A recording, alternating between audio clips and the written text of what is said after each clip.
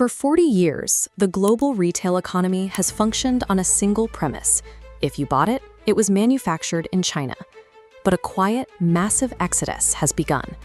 Major multinationals, from Apple and Samsung to Nike and Hasbro, are dismantling parts of the very supply chains that generated their record profits. This chart shows corporate deregistrations within China.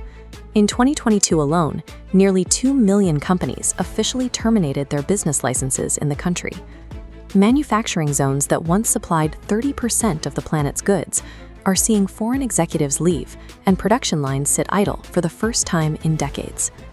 Global corporations originally spent 40 years sacrificing domestic jobs to chase Chinese efficiency. The question now is why they are walking away from the most integrated industrial ecosystem ever built. This shift began under Deng Xiaoping in 1979. He replaced isolationism with a pragmatic open-door policy, inviting foreign capital into the country for the first time in the communist era. Beijing offered corporations an irresistible deal: special economic zones with deep tax breaks, massive infrastructure projects, and a regulatory environment that prioritized production speed over labor rights. The primary engine of this growth was an enormous pool of manual labor. In the 1990s, a factory worker in China could be hired for an average of just $150 per year. By 2001, China's accession to the World Trade Organization cemented its role as the center of global trade, allowing it to provide a level of scale and speed no other nation could match. However, as China developed, that wage advantage vanished. Average factory salaries have climbed from those early baselines to roughly $14,000 a year today. Beyond the cost, there is a cultural mismatch. Decades of university expansion mean that younger Chinese citizens now hold higher degrees and increasingly refuse the repetitive, manual assembly jobs their parents took.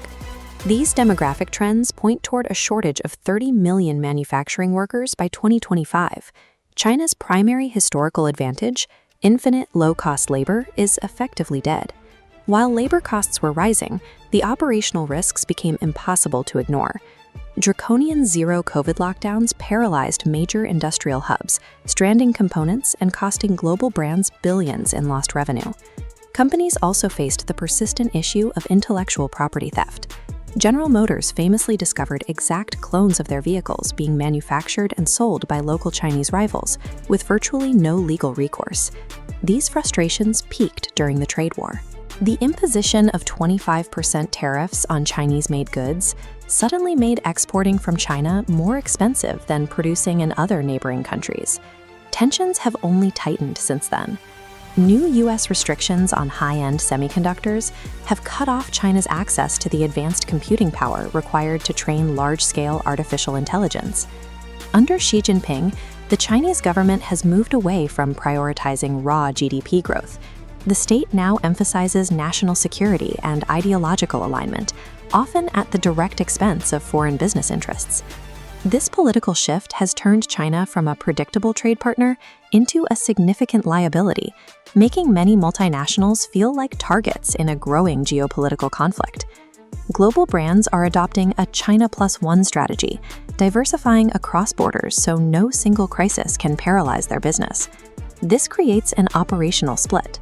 Labor-intensive assembly for clothing and electronics moves to external hubs, while higher-value production stays behind. Vietnam is the primary recipient of the tech and apparel exodus. It offers a young, expanding workforce and labor costs that sit at roughly half of the current Chinese average. India is rapidly scaling to become a major assembly hub for tech giants. Apple, for instance, has shifted a significant portion of its iPhone production to Indian facilities to reduce its long-term reliance on Zhengzhou. Mexico is seeing a massive boom in heavy industry and automotive manufacturing. Through nearshoring, companies are placing factories closer to the U.S. market to shorten shipping times and dodge trans-Pacific tariffs entirely. China is responding by moving up the value chain. Under the Made in China 2025 initiative, the Chinese state is investing billions to completely dominate high-margin sectors like electric vehicles, green tech, and advanced robotics. The period where global trade revolved around a single default manufacturer is over. It is being replaced by a fragmented, competitive web of nations, each fighting for its own slice of the global supply chain.